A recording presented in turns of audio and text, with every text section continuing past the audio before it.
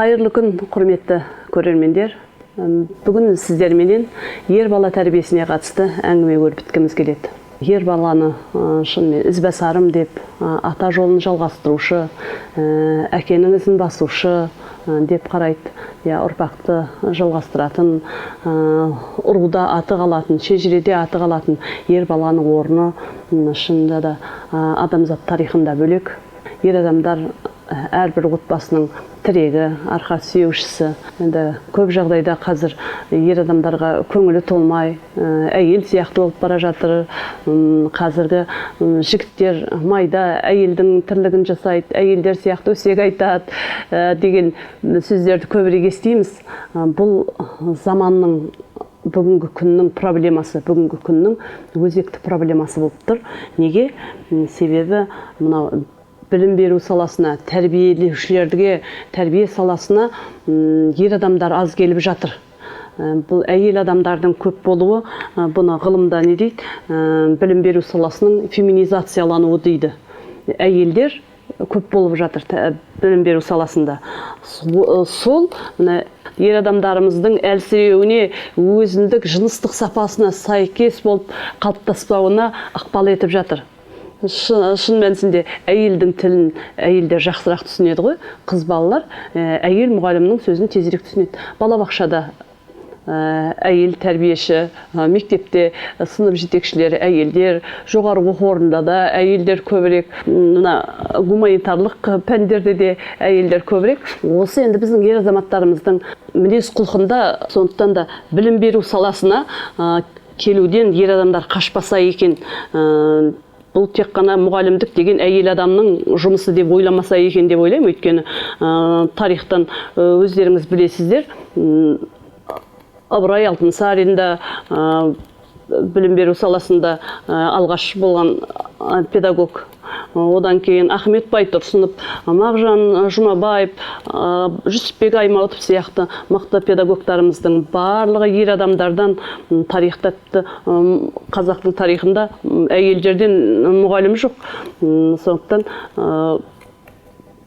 көп жағдайда ер азаматтар осы мұғалім деген мамандыққа қайта оралса, иншалла табиғи өзінің сапасына қайтып келеді ғой деген өзімнің ойым бар. Мұғалімдердің қазір айлығын өсіруді қолға алып жатыр. Сондықтан ер азаматтар осы білім беру саласына келетін болса, қоғамға көбірек пайда болар еді бұдан. Мен бұрын мектепте жұмыс істеп жүргенде мынандай жағдайларға кездесетін едім. Ұлдар менен қыздар төбелесе салады. Ұлдар қыздарды теуіп жібереді. Неге тебесінсе, ол өзі ғой бірінші тиіскен, өзі бірінші ұрды. Бұл енді бір жағынан отбасында кеткен тәрбиеден де кемшілік шығар. Екінші жағынан өзінің ер балаға, өзінің жынысына қатысты ерекшелікті айту дұрыс жолға қойылмай жатқаны. Сосын енді қазіргі ажырасып жатқанда да ер азаматтар өзінің отбасындағы функциясын дұрыс атқара алмай, азаматқа тән отбасын асырау, ер азаматқа лайық ақша табу деген мәселені, отбасына қамқор болу деген мәселені көп ескермей жатады ғой. Сондықтан да осы қоғамда кетіп жатырған кемшіліктер ер азаматтар орында болса, барлық нәрсе орында болатын сияқты. Ер азаматтар орында болса, шынымен әйелдер де өзінің орнына түсе қалады. Қазір ажырасқан отбасылар, тағдырдың салуымен жетім қалған отбасылардағы азаматтары өмірден ерте кетіп қалып, жалғыз өзі ер азамат балаларды, ер балаларды әйелдердің жалғыз бағуы осындай кемшіліктерге алып келеді. Өйткені әйел адамның табиғаты мен ер адамның табиғаты бірдей келе қоймайды ғой. Ер адамның беретін тәрбиесін әйел бере алмайды.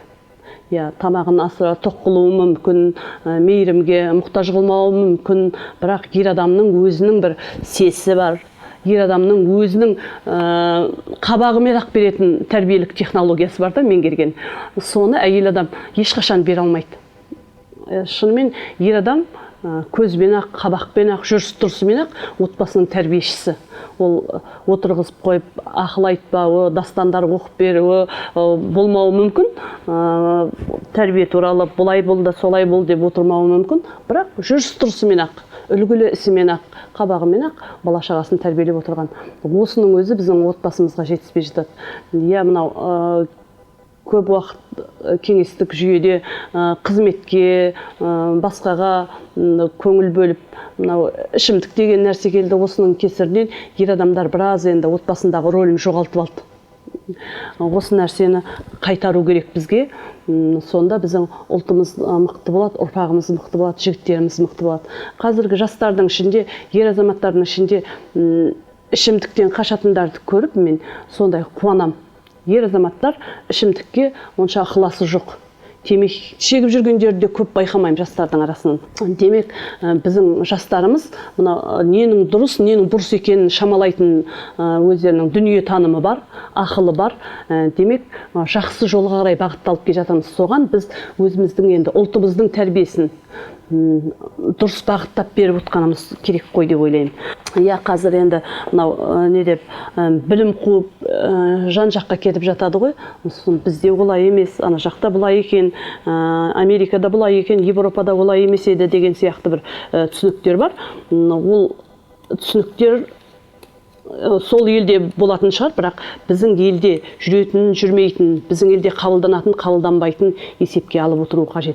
Европалық жігіттерге қойылатын талаппенен біздің қазақтың жігіттеріне қойылатын талап бірдей емес. Ата-анадан артық жанашыр жоқ қой балаға.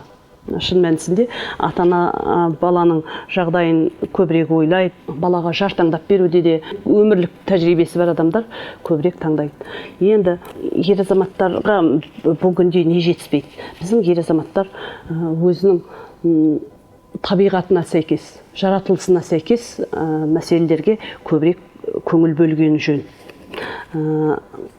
Ол не нәрсе? Ол ең бірінші үйінің қорғаны болу. Ата-анасының қорғаны болу, өзінің іні бауырларына қорған болу деген нәрсені ер адамның құлағына сіңіру керек. Барып қамқорлығына зәр болып бір әйелдің қолына кіріп алатын ер азамат тәрбиелемеу үшін біз отбасында ертең сен айналайын, осы үйдің тірегісің, сен азаматсың, бізді асырайтын сен деген сөзді айту керек. Көп жағдайда айтып жатады ғой, біз балаларға көп жауапкершілікті мойнына іліп қоямыз да, асырайсың деп қоямыз да, содан біздің ауырлық түседі, ол психология жағынан дұрыс емес деп жатады. Бірақ қалай болса да ең жақсы әдет өзің халқыңның әдеті, ең жақсы тәрбие өзіңнің халқыңның тәрбиесі. Сонда көбірек адаспайсың. Ер азаматтарға осы жауапкершілікті міндеттеу керек, және осыны барлық жерде, мұғалімде, мамандыққа даярлаушы да, ата-анада, барлық қоғамдағы барлық мамандар осы мәселені ер азаматтың рөлін айтып, ескертіп отыру қажет. Қоғамның ең күшті потенциалы ғой ер адамдар деген. Әйел адамдар бала тәрбиесімен үйде тұруы мүмкін, ал ер азамат қалайда табыс әкелу керек. Қоғамның кәдімгі күші болуы керек. Ал енді бір отбасын асырай алмай отырған ер азамат қалай ол қоғамға күш болып құйылып, қоғамның жауынгері бола алады? Отанды қорғау мәселесі бұл отбасын қорғаудан басталады. Өзінен кейінгі іні қарындастарына қамқор бола алмаған адам ол отанды қорғай алмайды. Бір баласын ғана оқыталатындай отбасы болса, сол қызын оқытады. Неге? Барған жерінде қор болмасын дейді. Ал енді сол қыз бала ертең ауылына барғанда кімге тұрмысқа шығады? Өзінің оқымаған, жер қазса да өлмейді дейтін балаға тұрмысқа шығатын болса, ол енді қыз әйелі үстемдік жасайды деген сөз. Ақша тауып отырған сол, дипломы бар сол, білімдірек сол үйде, сонда ер адамға еріксіз үстемдік жасалады. Сөйтіп біздің қоғамдағы ер адамдардың беделі төменірек түсіп кетеді. Иә, қыздарды жақсы көрген жақсы, тәрбие берген жақсы, бірақ ер баланың тәрбиесіне көбірек көңіл бөлу керек.